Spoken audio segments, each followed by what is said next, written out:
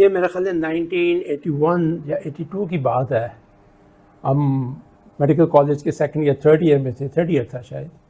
اور ہم ایک لیبارٹری میں فزیولوجی یا بایو کیمسٹری کی لیب تھی. اس میں چند اسٹوڈنٹ دوست بریک کے ٹائم میں کھڑے تھے، اور اس میں کے دوران ایک کوئی ڈیفیبریلیٹر ٹائپ ایک مشین ہوتی تھی، آئی ڈونٹ نو کیا اکوپمنٹ تھا، سم ایکسپینسو اکوپمنٹ. اس کو ہم ایسے ہی اپنی طرف سے چھیڑ چھاڑ کر کے کچھ چلانے یا نہ چلانے کی کوشش کر رہے تھے، جیسے اسٹوڈنٹس کرتے ہیں. تو اتنی دیر میں ایک ہمارے پروفیسر صاحب آئے لیبارٹری میں اور کہنے لگے کہ بچوں یہ آپ کیا کر رہے ہیں. ہم نے بہانہ بنانے کی کوشش کی کیسے، تو انہوں نے کہا کہ آپ لوگ شاید یہ سمجھتے ہیں کہ یہ آپ کے ماں باپ جو 20 روپیہ فیس دیتے ہیں. جی ہاں، اس زمانے میں کئی میڈیکل کالج کی منتھلی فیس صرف 20 روپیہ ہوتی تھی. یہ جو آپ کے ماں باپ 20 روپیہ فیس دیتے ہیں، یہ کالج کا اکوپمنٹ، لیبارٹری کی یہ مشینیں یہ وہاں سے آ رہی ہیں. یہ آپ کی غلط فہمی ہے، ایسی بات نہیں ہے. یہ چیزیں امپورٹ ہوتی ہیں، اور امپورٹ کیسے ہوتی ہیں کہ ایک پورا شپ لوڈ آف رائس، چاول کا ہم باہر بھیجتے ہیں، تو ہمیں گورا جو ہے وہ یہ ایک مشین اس کے بدلے میں دیتا ہے جس پہ آپ لوگ پڑھتے ہیں. تو اگر آپ لوگ یہ سمجھ رہے ہیں کہ یہ آپ کی ایجوکیشن کا خرچہ آپ کے ماں باپ اٹھا رہے ہیں، تو اس کانسیپٹ کو کلیئر کر لیجئے. یہ ایکچولی آپ کی ایجوکیشن وہ سپانسر کر رہے ہیں، وہ کسان، وہ فارمر جس نے وہ رائس اگایا، جس کے بدلے آپ کو یہ مشین ملی ہے. لیکن بدقسمتی سے ہوتا یہ ہے کہ جب آپ لوگ ڈاکٹر بن جاتے ہیں، پھر آپ کو یورپ، امریکہ، کینیڈا، آسٹریلیا، سعودیہ نظر آ جاتے ہیں. پھر آپ کو پاکستان کے جو یہ لوکل ماحول ہے اس میں گرمی اور مکھیاں نظر آتی ہیں، اور آپ لوگ وہاں جا کر سیٹل ہونے کے لیے سیٹل ہو جاتے ہیں. اور یہاں وہ کسان جنہوں نے آپ کی تعلیم کا ایکچولی خرچہ اٹھایا تھا، وہ ویسے کہ ویسے اسی طرح رہ جاتے ہیں. یہ واقعہ مجھے یوں یاد آیا کہ جی ویسے تو میں یہ واقعہ کبھی بھولا ہی نہیں تھا،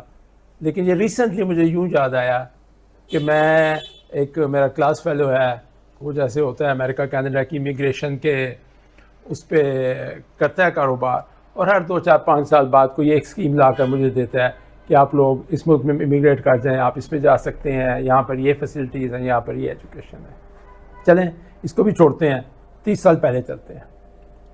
خیر وہ 1981 اور 82 کی میڈیکل کالج کے بعد ہم ڈاکٹر بن گئے. ڈاکٹر بننے کے بعد میں نے MCPS کیا، سیکیٹری میں گئے. وہاں سے میں نے پھر اس کے بعد انگلینڈ جانا تھا پوسٹ گریجویشن کرنے کے لیے، اور انگلینڈ چلا گیا. وہاں جا کر میں نے پلیب پاس کیا 88 میں،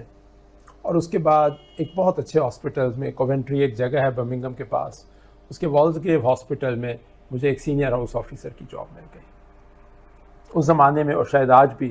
پلیب پاس کرنا بہت بڑی بات ہوتی تھی، کیونکہ اگر آپ نے پلیب پاس کر لی ہے، پلیب کا ٹیسٹ جو کہ خاصا مشکل ہوتا تھا، شاید 5% پاس پرسنٹیج ہوتی تھی، 100 میں سے صرف 5 لوگ پاس ہوتے تھے. لیکن اگر آپ ایک بار پاس کر لیتے تو اس کے بعد آپ کے لیے اتنے راستے کھل جاتے تھے. وہاں پر آپ کو جابز مل جاتی ہیں، جاب میں پیسہ بہت ملتا ہے،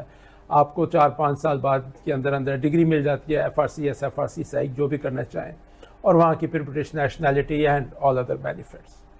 اور ہماری کلاس کے، ہمارے اس زمانے کے کالج کے گریجویٹ جتنے بھی ہیں، ایون دوسرے کالجز کے بھی بہت سے لوگ چلے جاتے ہیں اور انگلینڈ امریکہ سیٹل ہو جاتے ہیں. مجھے جب جاب ملی وہاں پر تو میں چند مہینے جاب کی، لیس دین اے ایئر، کیونکہ مجھے ہمیشہ ایک چیز کھٹکتی رہتی تھی، اور مجھے وہ ڈاکٹر صاحب کی وہ بات یاد آتی تھی ہمارے پروفیسر کی کہ جی یہ گورا ایک مشین تب دیتا ہے جب ہم چاولوں کا ایک شپ اس کو بیچتے ہیں. مجھے یہ چیز کبھی بھی اطمینان بخش نہیں لگی کہ میں پڑھوں تو وہاں پاکستان کے پیسے پر، ان لوگوں کے پر، میرے اپنے ماں باپ، بہن بھائی، عزیز رشتہ دار، محلے دار، جو بھی ہمارا ایک سیٹ اپ ہے اس ملک میں، اس سارے کو میں چھوڑ کے وہاں پر جا کر ایک سیٹل ہو جاؤں. مجھے یہ کانسیپٹ کبھی بھی پسند نہیں آیا، اور چند ہی مہینے بعد میں CSS کا ایگزام دیا اور پاکستان واپس آ گیا. جو میں ایگزام دیا، بٹ اگین جو لگژریز، جو فیسلٹیز اور جو انٹرنیشنل باہر تھا وہ تو چھوڑنا پڑا سارا. اور آج 33 سال بعد بھی، تقریباً 35 سال بعد بھی میں الحمدللہ اس فیصلے پہ مطمئن ہوں، اور کبھی بھی مجھے یہ خیال نہیں آیا، نہ مجھے وہ چیز اٹریکٹ کر سکی ہے کہ میں باہر مائیگریٹ کر جاؤں، چاہے وہ آج سے 35 سال پہلے تھا، 20 سال پہلے تھا، یا وہ آج ہے. پہلی چیز تو یہ ہے کہ میں یہ سمجھتا ہوں کہ ہم سب اس دنیا میں بے مقصد پیدا نہیں کیے گئے، بلکہ کوئی نہ کوئی ایک مقصد ہے، اور ہمارے ذمہ کوئی نہ کوئی کام لگایا گیا ہے. اور پیدا کرنے والے نے اگر مجھے یہاں پر اس جگہ پر پیدا کیا ہے اور اس جگہ پر مجھے یہاں پر رکھا ہے، تو سب سے پہلے مجھے یہی خیال آتا ہے کہ شاید یہی میری پلیس آف ڈیوٹی ہے، اور اگر میں اس جگہ کو چھوڑ کے کسی دوسری جگہ جاتا ہوں تو شاید میں کوئی غلط کر رہا ہوں اور میں اس ڈیوٹی کو پورا نہیں کر رہا جو کہ پیدا کرنے والے نے مجھے ڈیوٹی اسائن کی ہے۔ اس میں بڑے لوگ آرگومنٹ دیتے ہیں، اور جائز بھی ہے شاید کسی حد تک، کہ جی ساری مخلوق کنبہ خدا کا ہے، وہ زمین بھی اللہ تعالیٰ کی بنائی ہوئی ہے، یہ زمین بھی اللہ تعالیٰ کی ہے، تو فرق کیا ہے؟ میں کہتا ہوں اس میں فرق ہے۔ جہاں پر آپ کی ڈیوٹی لگائی جاتی ہے اور اگر کہیں اور جا کر آپ کوئی کام کر لیتے ہیں تو ان دونوں میں بڑا فرق ہے۔ ایگزامپل کے طور پر میں نے ایک ملازم رکھا، اس کو میں نے پیسے دیے اور میں نے کہا جی میرے لیے یہ چیزیں بازار سے لے آؤ، یہ کام کر کے آ جاؤ۔ وہ 2-3 گھنٹے بعد واپس آتا ہے، خالی ہاتھ آ جاتا ہے، کچھ نہیں کیا ہوتا۔ میں کہتا ہوں تمہیں میں نے کام سے بھیجا تھا، پیسے دیے تھے، تم کہاں کر کے آئے ہو؟ تو اس نے کہا جی وہ سر مسئلہ یہ ہوا کہ یہ جو 3 گھر چھوڑ کے ایک گھر ہے، اس کے لوگوں نے مجھے کہہ دیا کہ جی تم یہ کام کر لو، تو میں وہ کام کرنے چلا گیا، آخر وہ بھی تو انسان ہے نا۔ تو وہ بالکل ٹھیک ہے، انسان ہے، لیکن آپ کی ڈیوٹی یہاں ہے، آپ کو میں نے پیمنٹ کی ہے، آپ کو میں تنخواہ دیتا ہوں، آپ کو پہلا فرض تو یہ ہے کہ آپ میرا کام کرو، اس کے بعد فالتو ٹائم بچے یا آپ کے پاس فراغت ہو تو بے شک خدمت خلق کرتے رہو، لیکن یہ تو انفیئر چیز ہے۔ مور اور لیس یہی فیلنگ مجھے آتی تھی کہ جی جہاں پر مجھے ڈیوٹی لگائی گئی ہے یا تو وہاں پہ کام پورے ہو گئے ہوں، میں فارغ ہو گیا ہوں، پاکستان میں ڈاکٹروں کی قلت یا ایک پروفیشنل کی قلت ختم ہو گئی ہو، ہر طرح کی فیسلٹیز لوگوں کو اویلیبل ہیں، یہاں کرنے کو کچھ ہے نہیں، اوکے میں جہاں مرضی دنیا میں جا کر جو ہے وہ اس کو اپنی سکلز کو یوز کر سکتا ہوں۔ لیکن جس وقت میرے اپنے اس اسفیئر میں جس نے مجھے یہاں تک پہنچایا ہے جب ایک موجود ہے، تو وہ میں اس کو کیسے چھوڑ کے جا سکتا ہوں؟ دس از آرگومنٹ نمبر 1۔ اور میں سمجھتا ہوں کہ قیامت والے دن یا آخرت کے دن جب ہمیں اپنی جو اس دنیا میں آنے کے مقصد کا حساب دیا جائے گا، اور وہ جو اپنے اللہ تعالیٰ نے ہمیں نعمتیں دی ہیں اور جو ہمارے ذمہ کام لگائے ہیں ان کا جب جواب دیا جائے گا، تو یہ شاید بہتر سیونگ ہوگی کہ جہاں ڈیوٹی لگی تھی وہیں پہ میں نے کام کیا۔ اس کا ایک اور آرگومنٹ بھی ہے، اور وہ آرگومنٹ یہ ہے کہ جی آج سے 1000-2000 سال پہلے گھوڑوں پہ جنگ ہوتی تھی، تلوار اور نیزے کے ساتھ ہوتی تھی، تیروں کے ساتھ ہوتی تھی۔ اگر فرض کریں کہ 2 فوجیں آمنے سامنے کھڑی ہیں اور جنگ کی تیاری ہو رہی ہے اور طبل جنگ بجنے والا ہے یا بج چکا ہے، اور جو دشمن کی فوج ہے وہ پیچھے سے ایک بینر اٹھاتے ہیں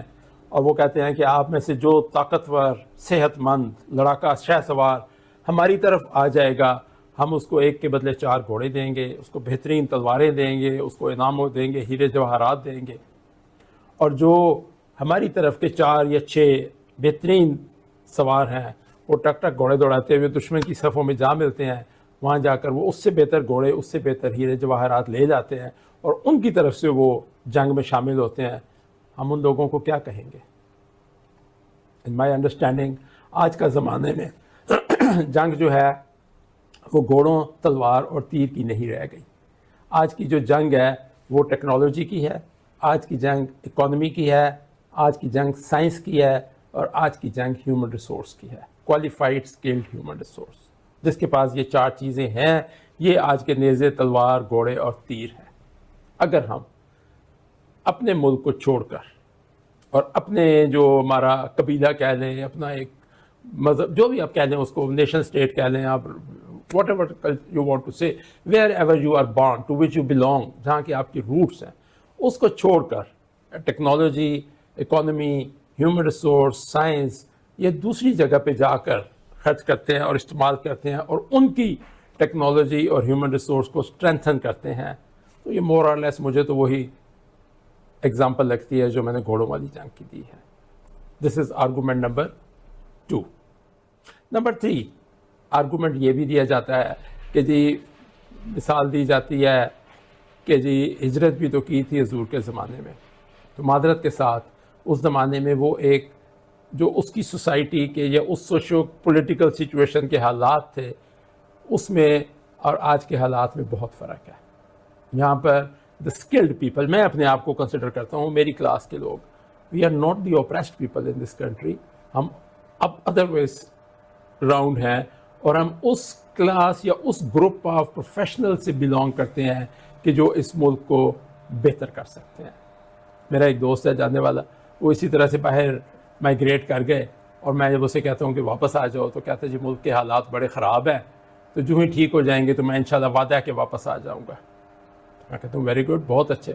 گویا ہم لوگ آپ کی کمی کمین ہیں, آپ صاحب بہادر کو جہاں مکھیاں لڑتی ہیں یا گرمی ہے یا حالات خراب لگتے ہیں, آپ جا کر بہتر جگہ پر بیٹھے ہیں, اور جو ہی ہم آپ کے لیے ملک کے حالات ٹھیک کر لیں گے اس وقت آپ تشریف لے آئیں گے. That should not be the concept. میں نے کہا ابھی تو ضرورت ہے آپ کی کہ جس وقت ملک کے حالات خراب ہیں تو اس کو ٹھیک کرنا ہے ہم نے. جو ہمارے ڈاکٹرز کی ریشو ہے, جو ہماری جو کوئی بھی پروفیشن ہے آپ کا, چاہے آپ ڈاکٹر ہیں, انجینئر ہیں, ایم بی اے ہیں, سول سرونٹ ہیں, جو بھی ہیں, اگر آپ کی جو skill set, expertise, qualifications, professionalism اس سوسائٹی, اس قوم, اس ملک کے لیے استعمال ہو رہا ہے, جہاں پہ آپ کا بنیادی فرسٹ رائٹ آف ڈیمانڈ ہے, اس کے بعد ہم جو مرضی کرتے ہیں. کلاس فیلو ہے جو کہ یہ امیگریشن کا کانسیپٹ کام کرتا ہے, اس کا مجھے چند دن پہلے ٹیلی فون آیا جہاں سے یہ سارا واقعہ مجھے یاد آیا.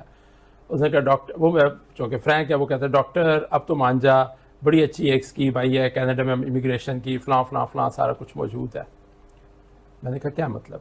کہتا اب تو ملک کے حالات اتنے خراب ہو چکے ہیں, اب تو اس کو چھوڑ کے وہاں آ جاؤ. وہ خود بائی دی وے کینیڈا میں ہوتا ہے. تو میں نے کہا یار بات سنو, جتنے حالات خراب ہوئے ہیں it is all the more reason to stay here. کہتا کیا مطلب؟ میں نے کہا ایز اے ڈاکٹر میں اگر سوچتا ہوں کہ جس وقت مریض کی حالت زیادہ خراب ہوتی ہے اس وقت ڈاکٹر اپنی نیند پوری کرنے یا ہالیڈے پہ نہیں جاتا, وہ 24 گھنٹے مریض کے سر پہ کھڑا رہتا ہے. سو جتنے ملک کے حالات خراب ہو رہے ہیں, I think that increases my resolve and commitment کہ ہمیں اتنی ہی زیادہ اس کو ٹھیک کرنے کے لیے محنت کی ضرورت ہے. ان لوگوں میں شامل نہیں ہونا چاہتا جو یہ کہیں کہ جی جب حالات خراب تھے, جب کشتی ڈوبنے لگی ہے اور وہ چند ایبل باڈیڈ سیلرز جو کہ اس شپ یا کشتی کو بچا سکتے ہیں, وہ سب سے پہلے لائف بوٹ پہن کے جو ہے وہ ساحل سمندر پہ جا لگتے ہیں, اور باقی جو ہے وہ شپ کو چھوڑ دیتے ہیں رحم و کرم پر. تو یہ کوئی اتنی اچھی فلسفی یا وہ نہیں ہے. تیسری چیز ایک اور بھی ہے, آرگومنٹ دیا جاتا ہے کہ جی وہ بھی تو آخر انسان ہے جن کی ہم خدمت کر رہے ہیں, وہ بھی انسانیت ہے, وہ بھی اللہ تعالیٰ کی مخلوق ہے. میرا ذاتی خیال یہ ہے, نہ صرف میرا ذاتی خیال بلکہ شاید کانسیپٹ یہی ہے, اور قرآن میں بھی آپ دیکھ لیجئے کہ اللہ تعالیٰ نے حساب لینا ہے ان تمام چیزوں کا جو اس نے آپ کو نعمتیں دی ہیں, اور وہ کہتا ہے کہ تم خرچ کرو ان چیزوں میں سے, ان نعمتوں میں سے, ان اسکل سیٹ میں سے, اس دولت میں سے, اس پاور میں سے جو اس نے تمہیں دی ہے, اور اس کا ثواب یا اس کا جو ریوارڈ ہے وہ انورسلی پروپورشنل ہے جتنا آپ دور چلے جاتے ہیں. قرآن کی آیت ہے کہ جس میں سب سے پہلے آپ کی حق جو ہے آپ کے مال و دولت خرچ کرنے کا, وہ آپ کے ماں باپ سے شروع ہوتا ہے, بہن بھائیوں, اولاد, بیوی, بچے, اڑوس پڑوس, محلہ. تو اگر آپ کے آس پاس کے لوگ جو آپ کے کلوز سرکل ہے, جو آپ کے قبیلہ ہے, اگر ان کو پہلے آپ کی ضرورت ہے, آپ کے اسکل سیٹ کی, آپ کی محنت کی, آپ کی دولت کی, آپ کی انویسٹمنٹ کی, آپ کے ٹائم کی, آپ اس کو تو چھوڑ دیتے ہو,